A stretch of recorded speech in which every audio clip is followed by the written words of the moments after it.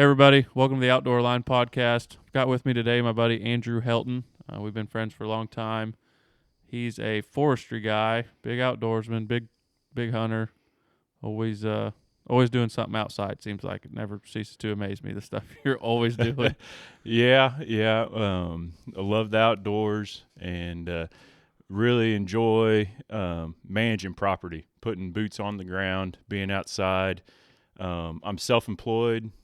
I've made a living working on properties for a little over 10 years now, ever since I graduated college. Yeah, so where'd you go to school at? I went to college down at the University of Missouri, Okay. and I've got a degree in forestry with emphasis on resource management. Straight out of college, I started cutting logs.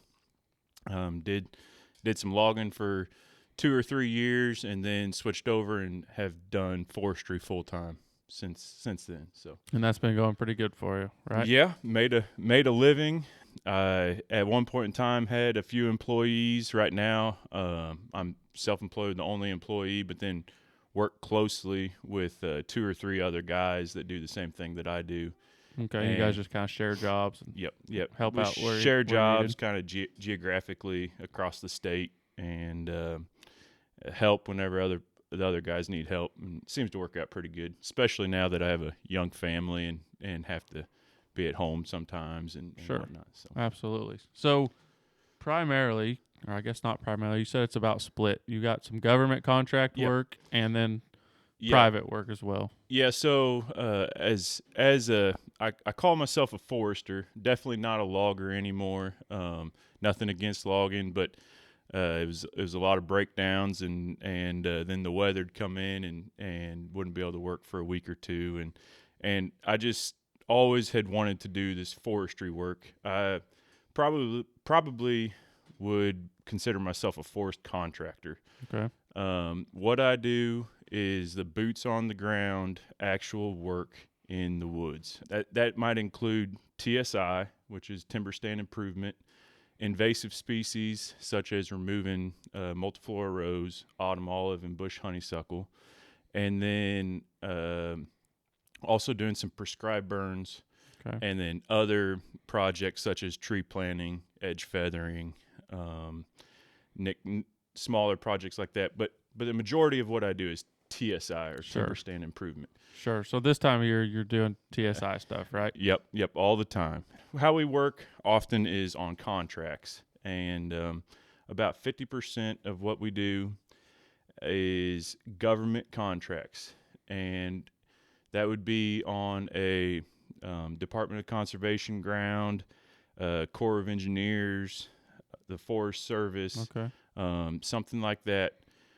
Some agency that needs management done, they will send out bids, and through a bid process, we'll bid on and then complete their project. Sure. So rather than them doing it, like MDC has guys that can run chainsaws, but rather than doing those specialty type jobs, they sub it out to. Yes, they'll sub it out to someone like myself. Sure. and our guys, and they have somebody that can run chainsaws, but maybe they can't put their whole focus on that, and so they can contract us for 100-200 acre job, get it done, Sure. get it knocked out, and That's something that's happening in the background I think people don't know about. Like I wasn't, until you talked about it, I wasn't aware that MDC or any of the government was putting money into these grounds to literally just improve the timber. Yes, and I can't speak exactly for the Department of Conservation, but most properties, if they do a timber sale, the income that's received from that needs to go back into that property, and so we will oftentimes go in after a timber harvest to slash down trees that might have been damaged, or to remove unmerchantable trees. Okay. And so MDC actively does forest management on their property. If you're ever walking, say, upcoming months might be shed hunting on MDC. If you're walking around and you see some girdled trees, or it maybe a spot that looks like a mess, well, there's a reason for it, and MDC has hired somebody like myself to go in there and cut some trees. TSI can certainly not be eye appealing. Like, some people like nice big open timber and just parkland, big park-like trees. settings. Yes, and when you go in and do TSI, like it looks like a tornado went through there almost. Sometimes I think. Yes, it does. And one of the reasons why we would girdle trees, larger trees, is to prevent some of that, to try to not make such a eye popping mess.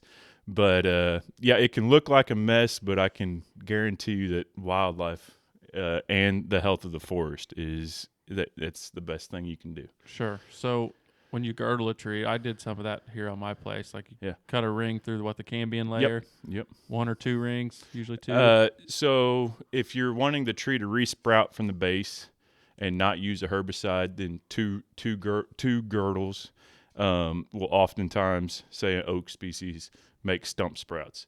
If you're using herbicide, 1 girdle, spray it, you're done. And so then the other half of the places I work on would be private landowners. Okay. And of that half, I would say approximately a quarter would be private landowners that have got government funding, cost share, to complete forestry projects on their property. And then the last quarter would be maybe larger landowners, maybe somebody that knows the benefit of TSI just paying out of pocket. Sure. Okay. So, and they're looking for literal improvement in their timber, or do you think it's for wildlife, or do you think it's kind of a mixture of all of it? Is it deer hunters, turkey hunters? Yeah. So I don't know many people that own property that aren't hunters. Sure. But there's many people that understand the benefits from the forestry side, the benefits that come from a healthier forest, just the wildlife just explode. Okay. I don't know anybody that's saying in Missouri that's saying we only care about timber. We're only trying to maximize our timber dollars. But by removing some of the overstory, your timber that is left grows so much faster that you're well off ahead. Sure. So, like financially, you are kind of maximizing your timber dollars, but at the same time, it's helping wildlife, which is correct. What most people's goals are. Yes, and that's where a quarter of the people we work with, they're paying out of the pocket to have these done because they know in 15, 20 years the growth on the quality trees that are left will more than pay for what they have to pay us to cover some ground. Okay. Yeah, that's interesting. And then so you go back to TSI or FSI, forest stand improvement is how the federal government calls it. What is it? And if I start talking to somebody in the coffee shop about what I do, the first thing is I'm a logger, and the next thing is you're just clearing brush or making a mess. And right. So timber stand improvement. What's a stand of timber? Everybody knows what timber is. What a stand is a section of timber that's like in composition. So say a north-facing slope that is mostly oak, all about the same age, has been managed the same in the past, hasn't had, it's not a big patch of cedar. So you can take a property and divide it up into different stands. I would agree with that, definitely. Yes, and then you try to improve that stand. Okay. The improvement part can be whittled down to something as simple as you're weeding a garden. Everybody knows you need to get the weeds out and let your crops grow. Sure. And then on the back side of it, whenever your tomato plant has been weeded and grown, when you have a ripe red tomato, it's time to harvest it. Okay. Your trees don't live forever, despite what many people think, and so whenever that tree reaches maturity, you should cut the tree, get it off your property in a logging, in a timber sale, let new growth come back up. Okay. Just that general process of thinning, allowing the tree to grow maximum, and then removing it and having an opening, letting new growth come back up, creates a healthy forest. Okay. That also creates more mast for turkeys or squirrels or deer, It creates bedding cover. It creates browse. I mean, the amount of browse that you can produce on a stand of timber from just sunlight hitting the floor, astronomical. Right. Like the vegetation 4 or 5 feet Correct. and under Yeah, that comes anything below eye level, that browse will carry a deer herd. Sure. It also will protect a hen on her nest. It will grow obviously into new trees and provide you future income. Maybe not yourself, but whoever down the line. Yep. And so it's a win-win, really. all the way around. And what's sad in from the properties I've seen over the last decade, I can only think of one time where I walked on a property and was like, this place doesn't need a TSI. Okay. Every property needs a TSI, just in general. And it's the sound like a salesman. No. I'm not trying to sell anything, but it is sad to see that the amount of forest that we have, the amount of production that we could have for wildlife or forestry, just seeing it go to waste. Right. So everybody, I can guarantee you on your property, you should be doing some sort of thinning or forest management. Sure. So what trees are you targeting? I guess not targeting, to keep. What kind of trees are you wanting to keep, and then what are the common trees that you see taken out? Yeah. So what happens, and why is everything overstocked now? Why am I saying that everywhere needs a TSI? Well, it's a combination of preventing fire has not allowed the forest to thin itself. Okay. Over the last half century, and then basically all of Missouri after the Civil War was clear cut in a general sense, and so that created great growing conditions for oaks. Oaks need sunlight to grow and to reach the canopy. If they don't have sunlight, they cannot compete with here in northern Missouri. They cannot compete with elms or maple or hackberry or even hickory. And so the lack of sunlight does not allow young oaks to maintain in the understory, but what does maintain in the understory are species that we do not want to promote. Like the invasive stuff. The invasives, your elms and your maples, your mass-producing trees, oaks and walnuts, and to some extent hickory, need that sunlight in the overstory to reach the canopy. Sure. So that's what we're trying to promote. And we don't want to promote those trees because they're really not beneficial to wildlife. Is that right? In a general sense, yes. Yeah. Okay. Yeah. And they don't have much of a financial correct value either. Yeah, they would in Missouri here, they would just be what we consider pallet stock. Sure. Your white oak and your walnut are your high dollar per board foot trees. Right.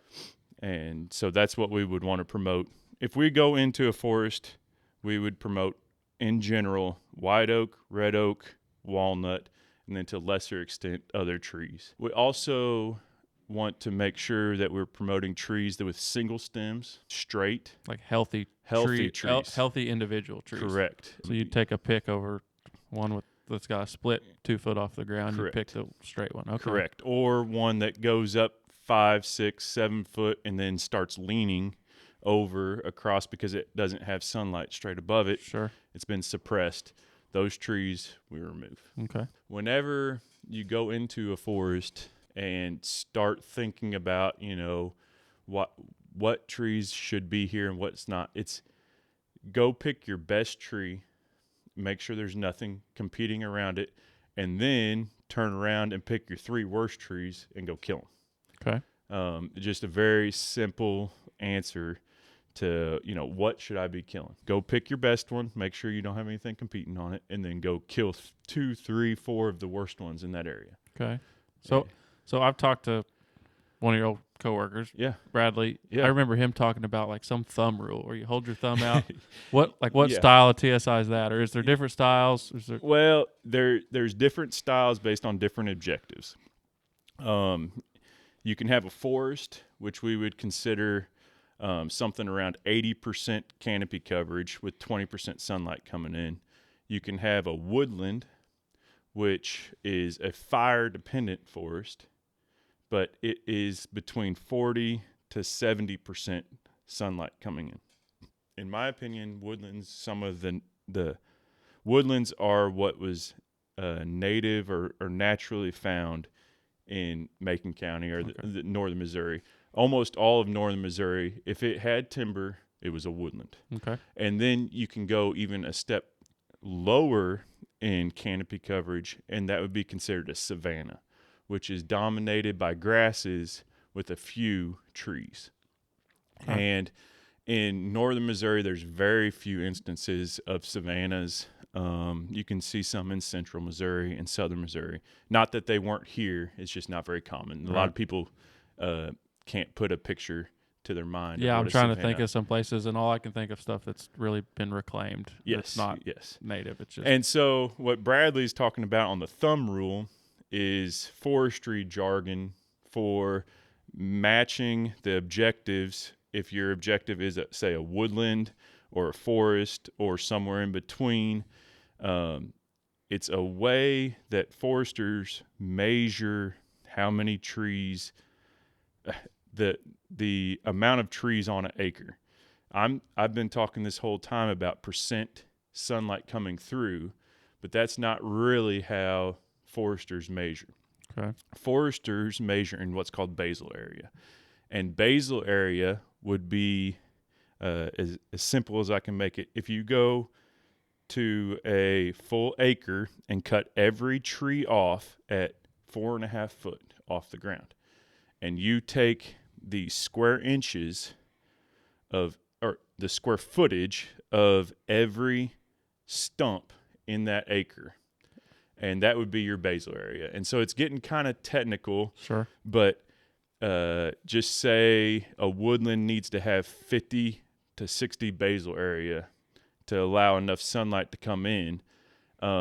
Whenever we stand in one spot, it's a rule of thumb, but a very rough rule of thumb is if a tree is wider than your thumb, when you pick it up, it counts in your basal area. And if it's narrower than your thumb, it is not included in your basal area. Okay. And so as we work across the hillside, you'll sometimes see the guys on the crew standing, spinning around in a circle, holding their thumb up, trying to measure how big a tree is and how far it is. Right.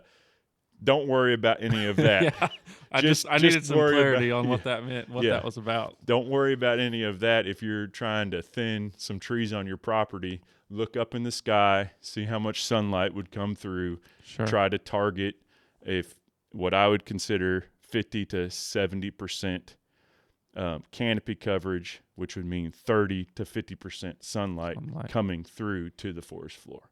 Okay. And if you kind of are thinking the wheels are turning, and how many forests have you been in with 50% sunlight coming through the canopy? No, like I'm thinking about like in the springtime when you're spending a lot of time in the woods turkey hunting or mushroom hunting, and like it's all shaded. There is no sunlight hitting the ground. And what makes plants grow? Sunlight, sure. Sunlight is one of the requirements. Moisture and nutrients as well. But sunlight is required for photosynthesis. Right. And every forest is overstocked. Yeah. And I've noticed too, like just as I've gotten older and pay more attention to things, it's interesting to see small trees that grow up on the edges of field and are leaning out, like really competing. It just shows you, or kind of like you said, the trees that grow up 7 feet and then lean because there's sunlight over here. It shows you how bad they need it and what they'll do to get it. Yep. And something else on a tree that has been suppressed or has been leaning and reaching for sunlight other than right above it, once that happens to a tree, that tree's not going to take off and ever become an overstory tree. And you'll see sometimes harvesting operation has went through and removed the overstory trees or some of the overstory trees, and they just kind of leave it. They don't follow up with a post-harvest timber stand improvement. Those trees that have been suppressed by the 2-3 overstory trees in that area, they will never grow up. Gotcha. And so what happens is the shade tolerant species, such as your elm or maybe a smaller ironwood or understory species that's been allowed to grow in the shade under those trees that were removed, they are what come up into the overstory instead of oaks or some kind of Sure. So what you're saying is if you have your property logged, you need a follow-up. while that's good for it, you're not done. Correct. You got to go back in and fix some Absolutely. things. Absolutely. And there is sometimes nothing better you can do for a property than log it. Sure. But just logging it and being done for 20 years is the worst thing that you could do. You need to go back in. Ideally, you would have only removed the trees that needed to be removed into logging. But it's not only the ones that needed to be removed, but you left some trees that were still good. Sometimes landowners will say, "Oh, take what you can make $1 on." Well, then you're left with junk. Right. Rather than taking 100%, you should take the top 50 or 75. I don't know the numbers, but correct. You're saying take the best and leave the upcoming good trees. Yes. Back to the garden analogy, take the red ripe tomato, but leave that green tomato that's going to, in 15 years, is going to be a red ripe tomato. Sure. And don't. But then on top of that, don't just take the good stuff and leave the junk. A tree that is maybe 14 to 16 inches, but it's only got one log and it's off down the hill by itself. And the logger, nothing against any kind of logging, but they are not going to be able to see a financial return of going down the hill down there to go get that one $25 log. Right. It took them an hour out of the way. No point in it. That makes sense. No point in it for the landowner. No point in tearing up trees down the hill to get to that one. So go back in after the harvest, go down there, kill that elm that is not valuable, or kill that oak that is, that smaller one that's not growing well, which is kind of hard to explain here, but you can tell how good a tree's growing by looking at it.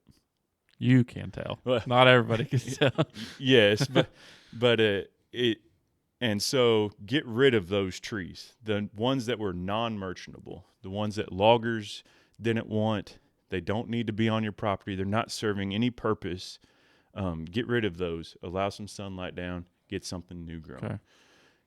So looking at a piece of property, and I'm just thinking about my own, like, is it reasonable to think that every acre section of my timber needs TSI, or should some of it be left? Should some of it be done? I would always recommend doing it in stages. Okay. If you came to me, what I would recommend for you is to have a forest management plan written, and that would separate your property into different stands.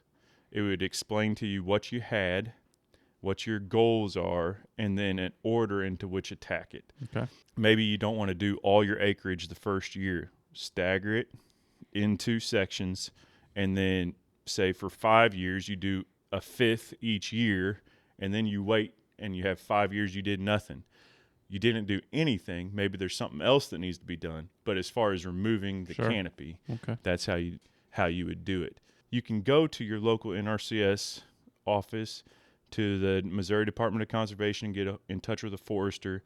And many of these practices, or getting a management plan written, would not cost you anything out of pocket for your own property.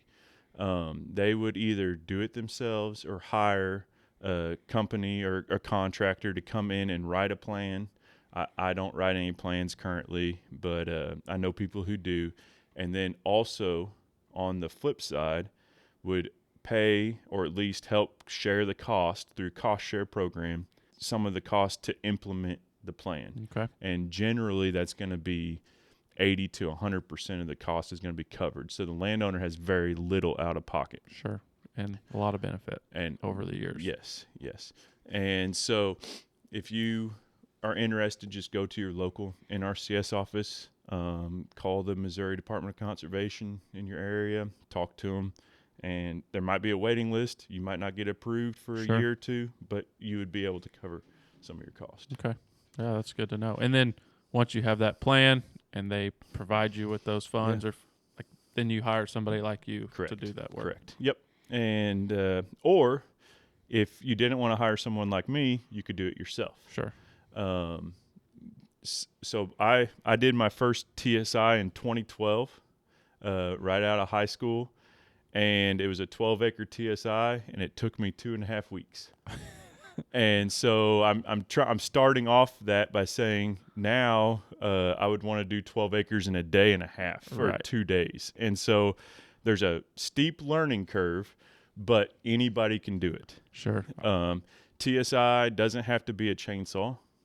It can be a hatchet. Go in, what we do is called a hack and squirt. Make a hatchet mark, bend open, and spray the cambium layer with herbicide. If you can't carry a squirt bottle and a hatchet, you probably aren't going to be able to carry a rifle or a shotgun in your woods. Everybody could do that. Correct. And will that hack and squirt kill like all species of trees? Yes, depending the number of hacks you put into a tree is dependent on the size of the tree. And it's what, like a hack per 2 inches? Yeah, that's right. Yeah. So a 2-inch diameter tree at breast height would need 1 hack and 1 spray. An 8-inch tree would need 4 hacks. Okay. Once on a hack and squirt, once you get larger than say 10 inches, it becomes a little bit less effective in using your time. Sure. Okay. You'd be better off with a chainsaw. Okay. Also, you got to be kind of careful on a hack and squirt. There's some formulas for herbicide out online. Not saying they don't work, but if you start using a Mazapir or some of the Picloram, some of the other herbicides that can be very soil active. If you walk up to a white oak that needs to be removed because it's suppressed, and you hack it, and you maybe spray a little bit too much pathway, which is a very common tordon. But everybody, you spray too much on it, that tree could through root grafts or just soil activity could kill a white oak next to it. Really? That you were wanting to leave. And I see it oftentimes along fence rows, or maybe somebody's cut a road down through woods with just chainsawing off flushed with the ground, and they used a tordon, and they thought maybe more was better. Yeah. We've done that. Yeah. And if you're not careful, you can see all the trees surrounding. Really? Okay. Kill it. A Mazapir is one that's not as soil active as your Picloram, but deadly on walnut.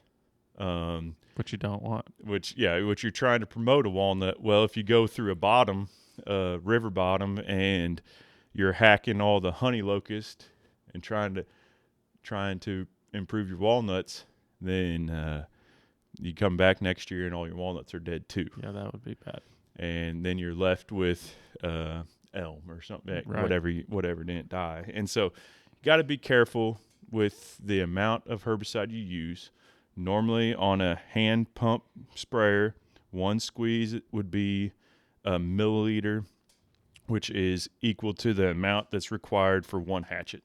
So there's a lot of variability in each job, but in general, hatchet, 1 squirt is all that it takes to kill that tree if it's a 2-inch tree. Right. So. Okay. And some benefits to hack and squirt versus running a chainsaw. And like in my head, I like this is it leaves the tree standing, the tree dies, you still get the sunlight to the floor. Yep. Like the next summer, right? Yep. Because it puts no leaves on. Yep. All the sunlight gets to the floor, and then in years to come, that tree rots and dies and falls down. But it doesn't make a mess eye level or below eye level. Right, even. That's right. It doesn't just look like a tornado went through and knocked down all your trees. Correct. So some people probably have preferences, but that's one way to it not be such an eyesore. Correct. And then On the flip side, playing a little bit of devil's advocate or just an opposite advocate, if you were to go on your hillside and not do the hack and squirt, but go cut 4 or 5 trees together, you might make a little area where the deer would bed. That's right. And so doing there's benefits both, of both. yes. Sure. And it's not you have to do all of it across your whole property. Kind of pick a spot and do a little bit of one way, and then maybe the next weekend you're out there, then do the opposite. Sure. So I'll talk about something I did last year, and I mean, I think you encouraged me to do it. Yeah. You just said, dude, just go do it. And so I went out with a chainsaw and burned, I don't know, probably 10 tanks of fuel. Yeah. Which wore me out because I'm not used to running a chainsaw. Yeah. And there's a specific area that I want deer to bed in. Yeah. Like it would set up nice on my farm. It kind of centrally located. I can hunt around it without interfering with it. I just stay out of there. And it's a south-facing slope, which is ideal, right? Yep. It had a pretty good line of cedars on the northwest side of it. We'll talk about cedars in a minute. But are good for thermal cover. Yeah. But I think you can have too many cedars. So I kind of left a row of cedars kind of along the edge of it, thinking this will be good thermal cover. I then dropped kind of the next row of cedars, or dropped kind of as many as I could. It got kind of messy, hanging up and stuff. And I girdled some of them as well, but I tried to make some cover at chest height and down. And then I girdled some other trees, and I didn't get back in there and finish it. I did a pretty good size area though, and I actually flew my drone up a couple days ago and looked at that. I wanted to see what that looked like. And there's a lot of open floor, more so than some other areas. And the leaves are off now, but still, it was neat to see all these trees laid over. And I found there wasn't any deer in there, but I found 3 beds with my drone. I could see where they'd melted in the snow. Yep.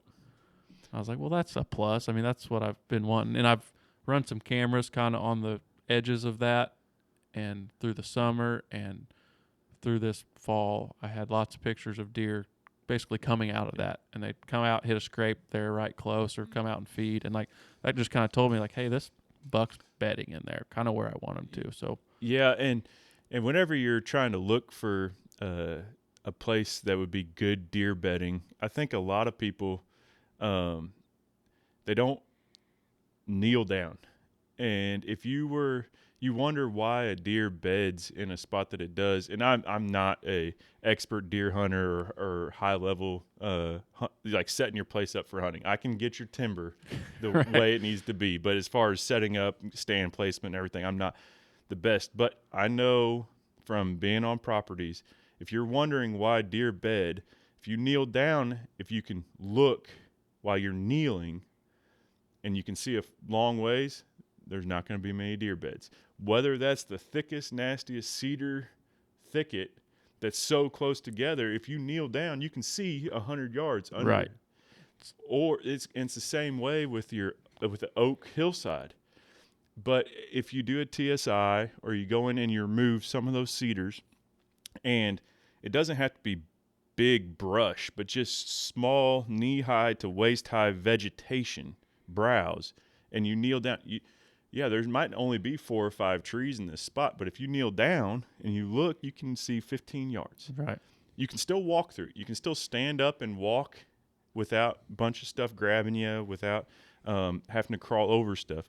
But that stuff waist level and below, the sprouts that blocks it visually, that's where your deer's going to bed. Right.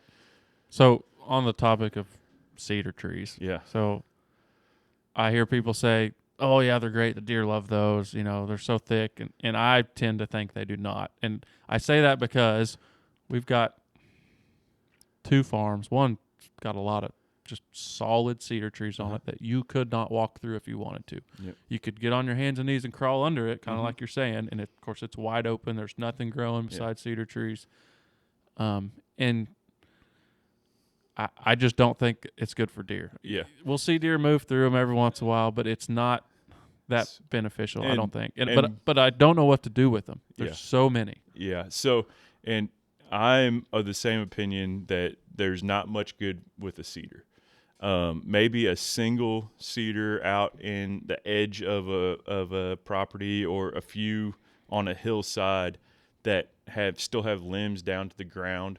You know, I just think about a month ago, went quail hunting on my property, and a covey of quail I got up of one of the few cedars that's left on my property. Sure. So they obviously are using that, but that is a area where that cedar's one single cedar, limbs to the ground. We're able to get underneath that. Right. And typically when they're all bunched together, those low limbs they're dead and been dead correct, for years anyway. correct. You don't have live limbs until you're 5 feet up, seems like. Yep, because they've been excluded. The sun's been excluded off those lower limbs for so long that the leaves just drop off. Right. What you do with it, in my opinion, you burn it. You can't have too much fire. You go in, thin the cedars, you light a match. So drop some of them. Whatever live, and less cedar's good, in my opinion. Now, there's going to be people that disagree with that, but that's what I would do. That's kind of where I'm at too, and we haven't talked my dad into believing that yet, but I'm trying to. And sometimes even in what you might consider 100% cedar or solid cedar, you might have an oak in there, or maybe a walnut on a little draw. Maybe what you can do, go in there and clear an area around that one type of tree, so when you do light a fire or just allow acorns to drop, there's a little bit of sunlight around that. But try to drop your cedars, of course, off of the bowl of the tree that you want to keep. So you're not damaging that correct. with fire or something. And what we haven't talked about yet, as far as property management and TSI, 90 times out of 100, I would prefer to pair a TSI with fire. Fire on the landscape promotes and exponentially makes the benefits of TSI better. Okay. You always should be burning. Okay. And whether that's a 2-year rotation on grasslands or a 5-year rotation on a forest, or a 3-year rotation on a woodland, or whether that's one time in your lifetime on a river bottom, fire needs to be on. One fire is better than none. Correct. And then to compound or to add on to that, do not be removing the overstory of your forest if you have invasives. If you have multiflora rose or autumn olive or bush honeysuckle, are 3 of the worst in this area. If you have that in the understory and you remove the overstory, whether that's a TSI or a logging event or a windstorm, if that happens, you have an impenetrable thicket that deer don't like, that you don't like, that nobody likes, and it just is way more expensive to go in after the fact and try to mitigate that than it would have been to do an invasive species management, go out there, spray in the summertime, spray a few of them, what you can before you get tired, a day whenever you're out there setting up cameras, whatever. Get the invasives out of there. Okay, that's a good point. I never thought about that, because if you do have an invasive and you open up the cambium layer, the sun comes down, they're just going to take off. And they are going to explode and not allow anything that you want to come up. Right. And some people will say, oh, the olive, that's pretty good deer cover. I hear that too. But yeah, I can take you to 100 farms with way better deer cover now that we killed the olive, put fire on the landscape, and made woody browse that's diverse and native, not only for your deer, but way better for your turkeys, your quail, and just the enjoyment of your own property. Sure. Don't leave invasives on your property, and make sure that they are taken care of before you do anything else. Now, in general, all of the native ecosystems in Missouri were developed with the use of fire over centuries.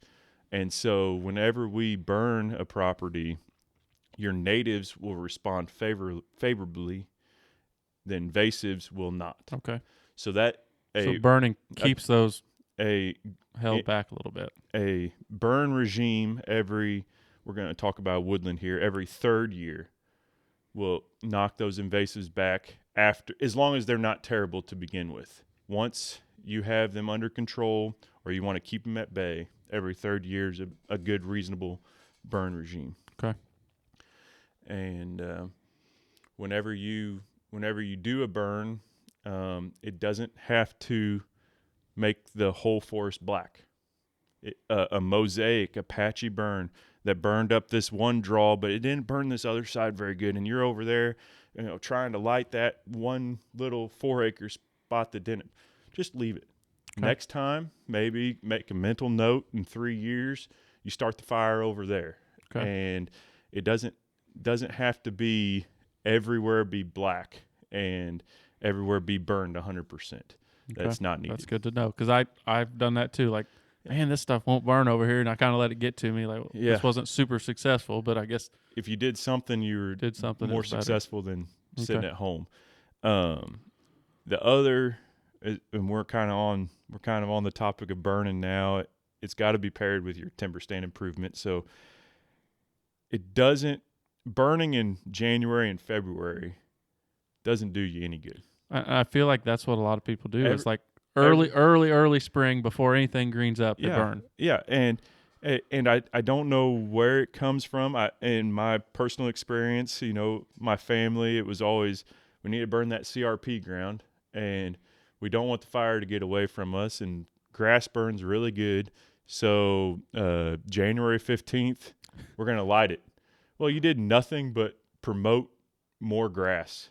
Okay. Because you burned off the dormant cover. It's the same way in the woods. If you're not burning when there's green leaves on the plants you want to hurt, you're not doing any good to change the composition of the plants. And this will be controversial to a lot of people, but April would be the best month to burn your woodlands. A lot of people are going to say, you're burning up the turkey nests. You're burning up the turkey nest.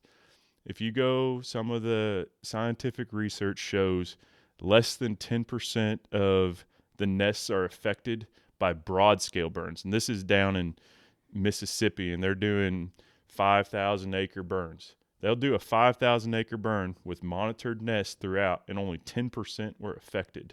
Okay.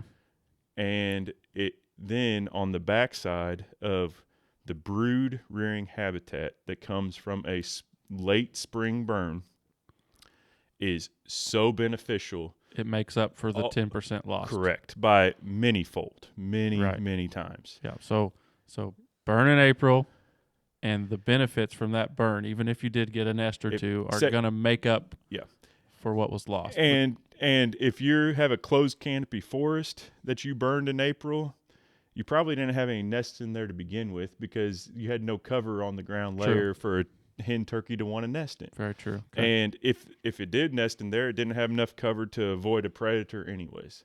So always better to burn than not burn. Be scared. And then make sure that your property is set up where you have areas that don't burn every year. It's where it goes back to the 3-year rotation or something similar.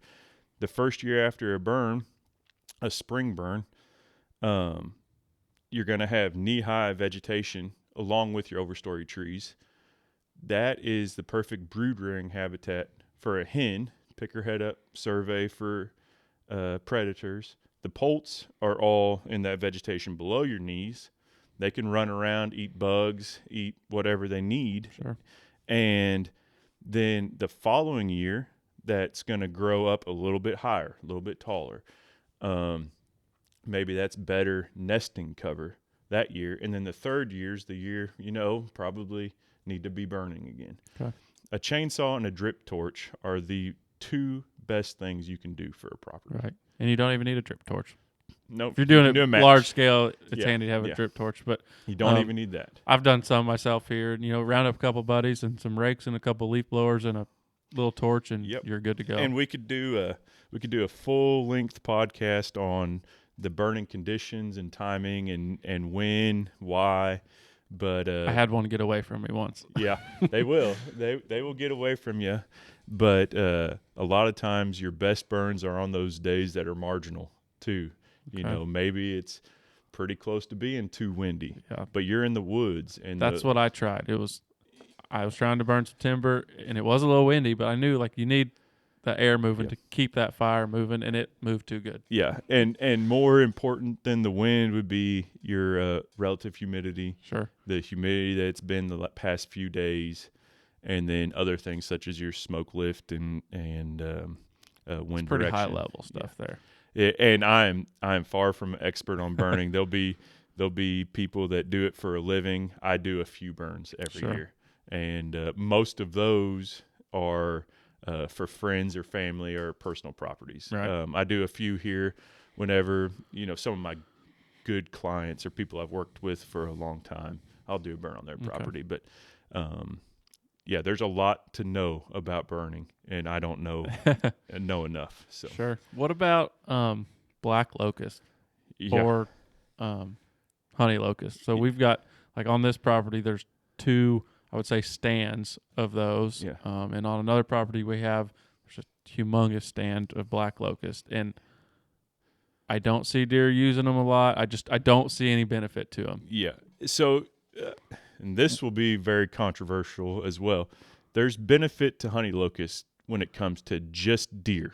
Yes. When you think about they deer, eat the pods. the protein content of pods in the snow, they will look like a bomb went off underneath.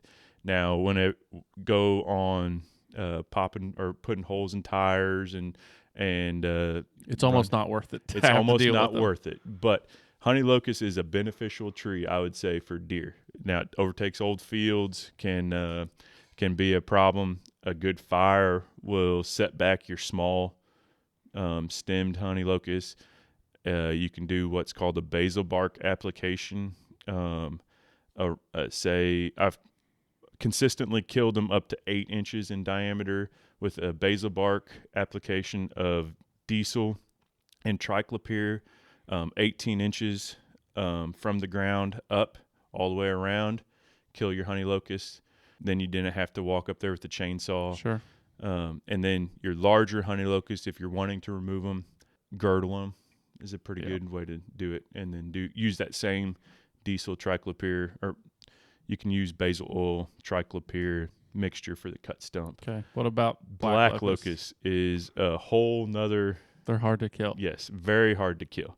And they're oftentimes found on poor ground because they're a legume, nitrogen fixer, and they will be able to colonize ground that has been mined, been slicked off of topsoil, old fields that maybe a pond dam, something like that.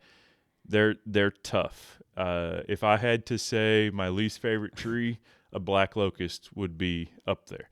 What you can do is know that you will not kill all of them. You will not prevent all of them from resprouting, but you can go in and girdle or drop a area of black locust and hurt it. Follow it up with fire, say 2-3 years, a hot fire through that area will really set back your black locust. Okay.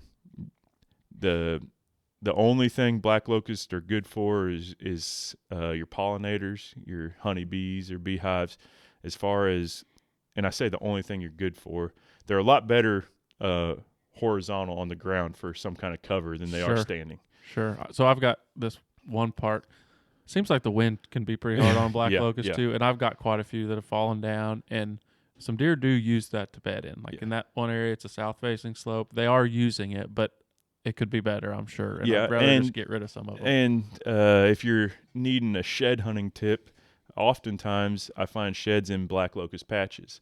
And I believe that's because early spring, late February, mid-February, that nitrogen in the soil from the black locust allows the grass to green up a little bit earlier. Quicker. Okay. And maybe some deer will drop sheds in there. But that's kind of a theory.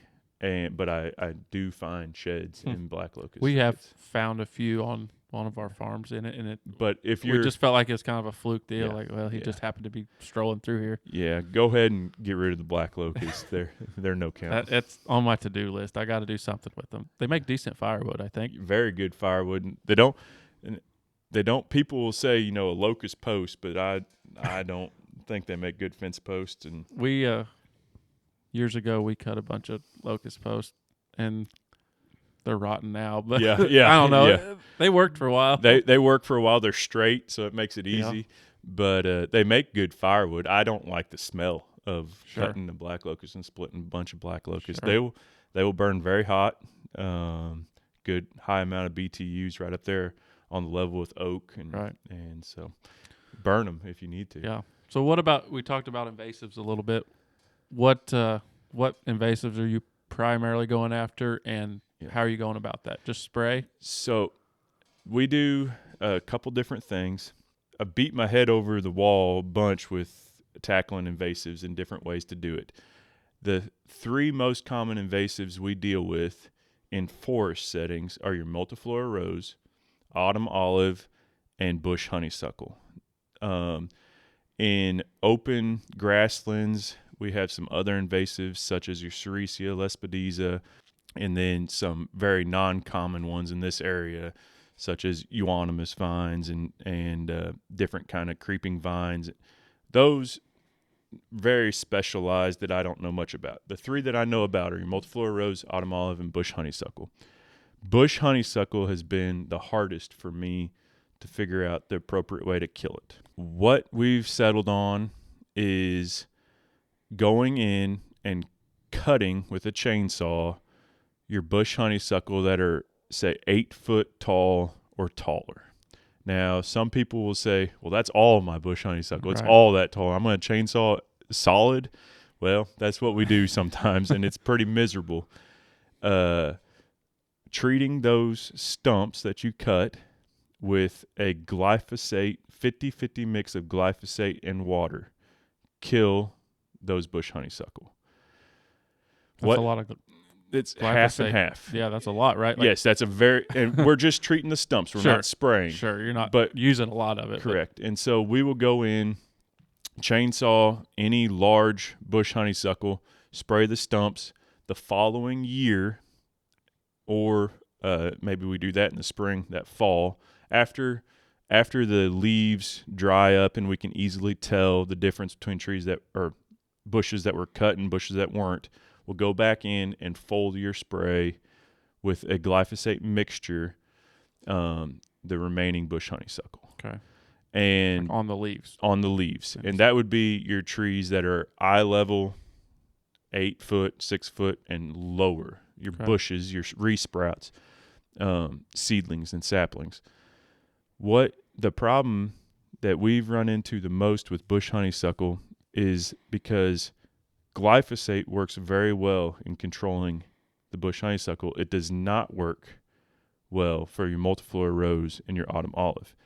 The herbicides that work the best for your multiflora rose and autumn olive do not work on your bush honeysuckle. Gotcha. So they're 2 different animals. We lumped together as invasive, but they're completely different. And if you have, whenever I go in and looking to bid a job out for, say, the Department of Conservation, and they have substantial amounts of both, I, in my mind, think of it as 2 completely separate jobs. I've had other people, other foresters, other department contacts tell me they've had great luck with this mixture, and go out there, and I'll go out there and spend 2 weeks using this special, way more expensive mixture, and then in 1 month have to go back out there and do it my old way again because it didn't work. Didn't phase them. So bush honeysuckle, 2-step process nearly every time. If you only have a few large plants that you can do, you can go in and spray and remember where your few large plants were and go get them. And I'm talking like 1 plant an acre type deal. Then you can do it in 1 pass. But a 2-pass system works the best. Cut the large stuff, wait, go back in, spray the remaining. Use glyphosate for bush honeysuckle. 50-50 mix on cut stump, 5% mix on your foliar. That's over your label rate, but that's what kills it. If you go by a label rate and spray 1.5% glyphosate, you're not going to phase it. You are not going to phase it. And I believe that's somewhat to do with the hard water that we have. It captivates, and I'm not a chemist by any means, but it captivates the glyphosate onto the cations, I believe, in the hard water and doesn't allow them to be effective. Okay. So in other parts of the country where you have softer water, you do not need to use that high of a rate. But that's interesting. 5% rate will kill your bush honeysuckle. Sure. And then if you have an infestation of over 50%, a follow-up treatment the following year is very good to do to make sure you're on top of it. But after that first treatment, a regular burn regime every 2-3 years will keep it at bay. Okay. Your autumn olive and your bush honeysuckle are way easier in my mind. And how you do that is early spring, even in the midsummer when you can easily find it, go do a basal application of diesel and triclopyr. Use an oil-based triclopyr such as Garlon 4, Remedy Ultra, or what's the generic triclopyr 4. Use those 3 herbicides, one of those. They're all the same thing, just different names. Go in and mix 20%. So 1 gallon of triclopyr 4, 4 gallons of diesel. Mix it up in a backpack sprayer. Go out and do a basal application. And you will smoke 95% of your multiflora rose and your autumn olive. Very easy. That's good to know. Can be very time consuming, and that chemical mixture can be expensive. Sure. If you have a hillside, and you might be spending $200 to $300 an acre in chemical if you have 100% coverage of multiflora rose, right? Because that's some expensive stuff, but it works. Sure. And some of the other stuff we've done foliar wise, hit or miss, and I believe it's something to do with moisture in the ground. If it's actively growing, some days, maybe it's cloudy for a week and it's not growing well. I don't know why, but sometimes when we foliar sprayed multiflora rose and autumn olive, it didn't work, and we have to go back. What's worked every time is this basal application. Okay. And that's good to know. You don't have to have a backpack sprayer if you want to, that one spot that's downhill from your tree stand that you're always trying to drag deer out of. That few multiflora is grabbing you all the time. Just a pump up little hand sprayer, right, and kill them. It'll kill them. Sure, that's good to know. Pretty much, if you're your DIY guy, you probably aren't going to do acres and acres of it. So you could do the small stuff, relatively inexpensive. Yes, and benefit your property. Get rid of those invasives. Go to the local farm store, Baumgar's, Tractor Supply, wherever. Buy 1 gallon of Remedy Ultra and mix it in a 5-gallon gas diesel jug. Mix it 4 gallons of dyed. It doesn't have to be dyed diesel, just diesel. 1 gallon of this mix, and oftentimes that's 2-3 days worth of spraying invasives for you. Yeah, or 2 or 3 years. If you're just trying to maintain after your properties. Yeah, I might have to try some of that. It works well, and that same mixture is what I was talking about. Spraying cut stumps with, or spraying honey locust as a basal application. Any thin barked woody species that works very well for. Okay. And it is not soil active. And when you do the basal application, so all the way around? All the way, yep. And 12 to 18 inches up off the ground. Ground up to 12 and 18 inches up. Interesting. And I generally, if there's exposed roots or a root flare that comes off, or sometimes, maybe it's growing on a little wash or something, and you got some roots coming off, spray those roots up pretty good too, because what it's trying to do is soak through the cambium. Cool. And the oil is what makes that happen. On the same token of that mixture, some foresters do not have good luck killing trees during sap flow. And this oftentimes is sugar maple related. In the river hills, we don't have much sugar maple right around here, but where I work, we often work in sugar maple. And it might be a 50-degree day in December, and you cut it, and it's pouring out sap. Really? And whenever I started out using water-based mixtures, I had very hard time killing. You think it was because of And I think it was because of that, and I think that's why many government foresters will recommend, can't be cutting during sap flow. Once we switched over to using this triclopyr diesel mixture, doesn't matter. Does not matter. They're dead. Sure. And Good. I believe it's because it's oil-based. Well, that's interesting, man. I mean, there's lots of room for people to make improvements on their farm. And, I mean, I've kind of been involved in land management stuff really my whole life. And you just talked about a lot of stuff that I've never heard of or don't know much about. And I think you've explained it really good. So I hope to see people hear this and get the courage to go try something themselves.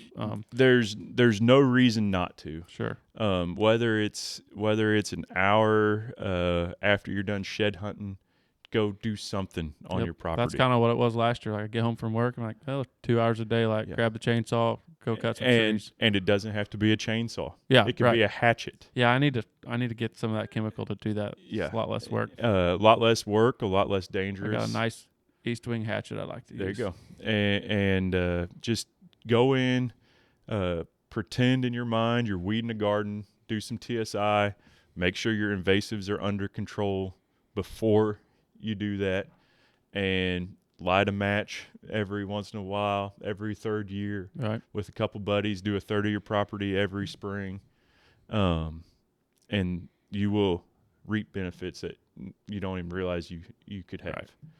That's awesome. So talking about reaping the benefits, you've got your own property. Yep.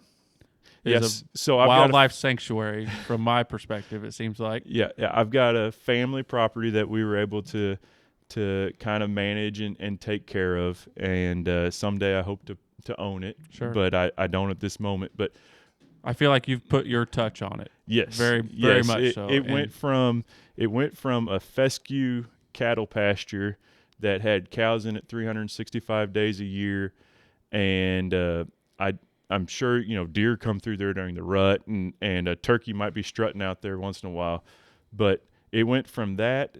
In 3 years, I now have 5 coveys of quail.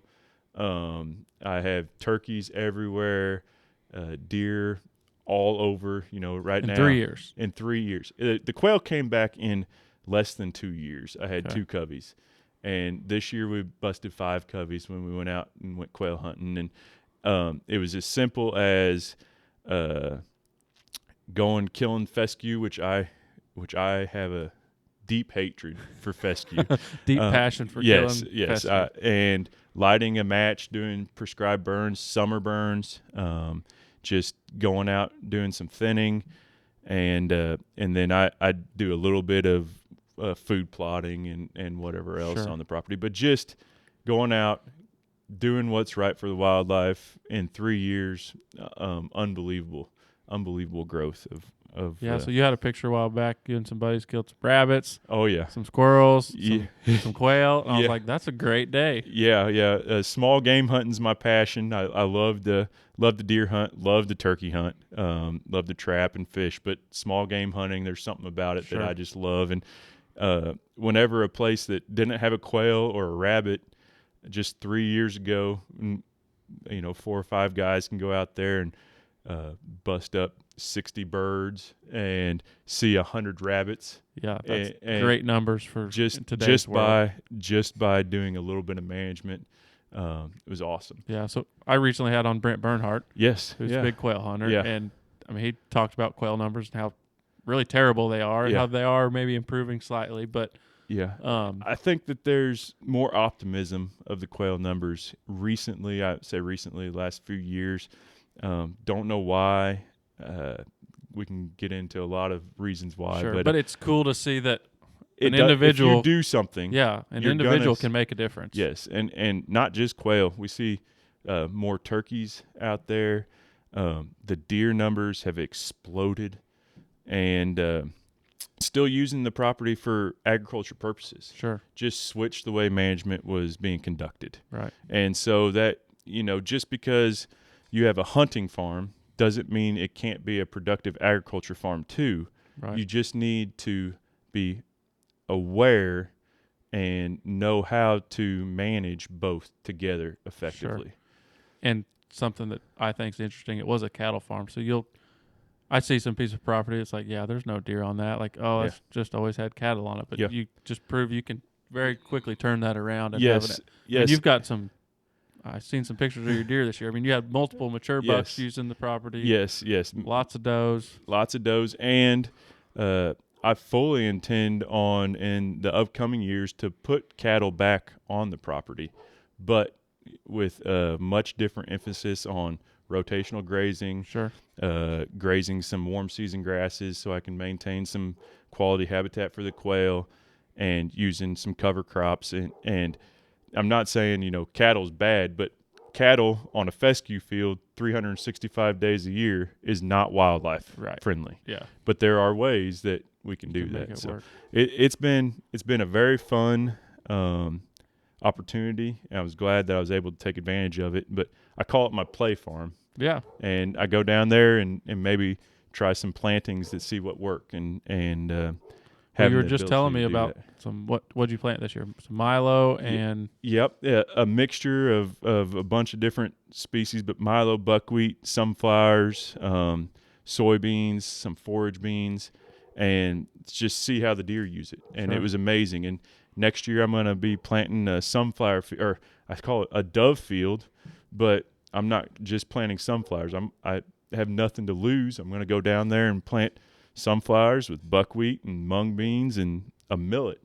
They all mature in 90 days. Plant them in the beginning of May and go down there and brush hog them a couple days before dove season and see what happens. Doves, the quail, the turkeys should all benefit from Correct. it. And if it doesn't work, then, late August, spread some turnips and have me a deer field and try again. So it's kind of just fun to play. Yeah. No, that's awesome. And it's obviously beneficial to have some background and some knowledge in that. I mean, we've done food plots forever, but not to that depth of knowledge. And when it comes to food plots and agriculture, I'm not You're learning. I'm learning, and what I learned might be off of YouTube. It might be hearsay. Sure. It might be spending hours browsing websites about different types of seeds and stuff. So it's what I love to do, and I'm thankful that I'm able to spend time doing it. I think a lot of people love to do it. Sometimes they just don't know what to do. Like they're like, I want to do something, but what? But I'd encourage everybody to get on YouTube. Yeah.